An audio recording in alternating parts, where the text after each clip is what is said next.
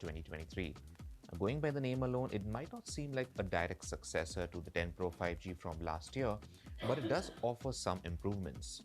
The latest Qualcomm SoC, upgraded camera sensors, and quicker charging are just some of the big changes. Should this phone be on your upgrade list this year? Let's find out.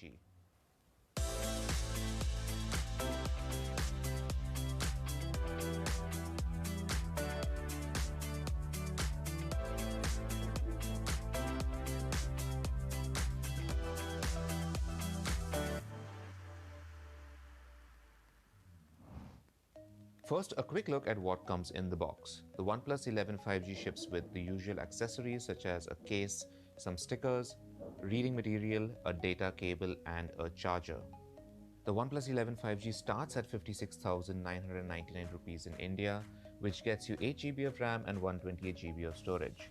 The second variant doubles everything, offering 16GB of RAM and 256GB of storage for 61,999 rupees.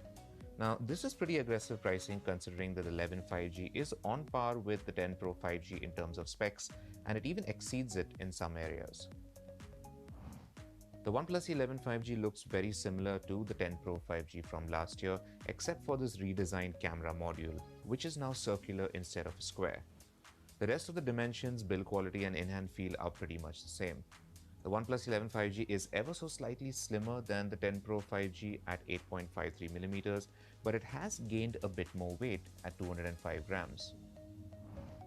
The display on the OnePlus 11 5G now supports Dolby Vision HDR playback, but is otherwise very similar to that of the OnePlus 10 Pro. It's a 6.7-inch QHD Plus AMOLED panel with a variable refresh rate of up to 120Hz and is protected by Corning Gorilla Glass Victus. The OnePlus 11 5G uses the Qualcomm Snapdragon 8 Gen 2 SoC, and the company claims that it has developed a new larger vapor cooling system that should offer better heat dissipation for sustained performance.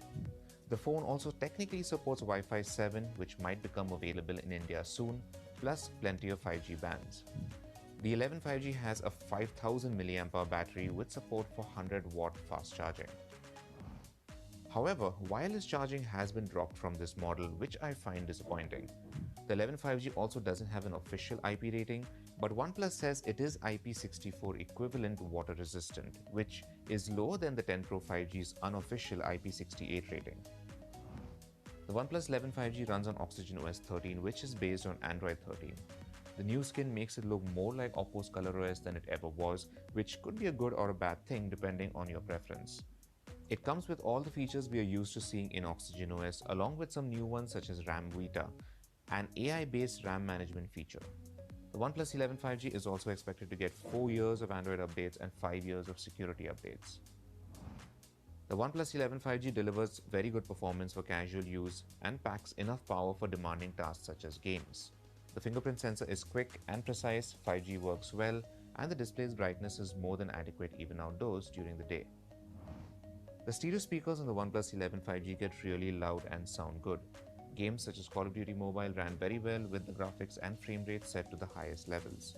Even after long gaming sessions, the back of this phone only gets a little warm. Video playback is also very good. The OnePlus 11 5G has the ability to scale its display resolution and refresh rate dynamically based on the type of content being viewed, and this results in excellent battery life. Even with the display set to QHD+, the 11 5G managed an impressive runtime of nearly 22 hours in our HD video loop test. With heavy real-world usage, I was easily able to use this phone for one full day on average. The OnePlus 11 5G also charges pretty quickly from 0 to full in about 26 minutes. OnePlus has overall all the cameras on the 11 5G compared to the 10 Pro 5G. There's a 50 megapixel main camera, a 48 megapixel ultra-wide camera with autofocus, which means macro mode is back, and a 32 megapixel telephoto camera with 2x optical zoom. For selfies, OnePlus has gone back to its old 16 megapixel Sony IMX471 sensor, which I feel is a bit of a downgrade compared to the 10 Pro 5G. Images taken with the main camera are quite good in the daytime.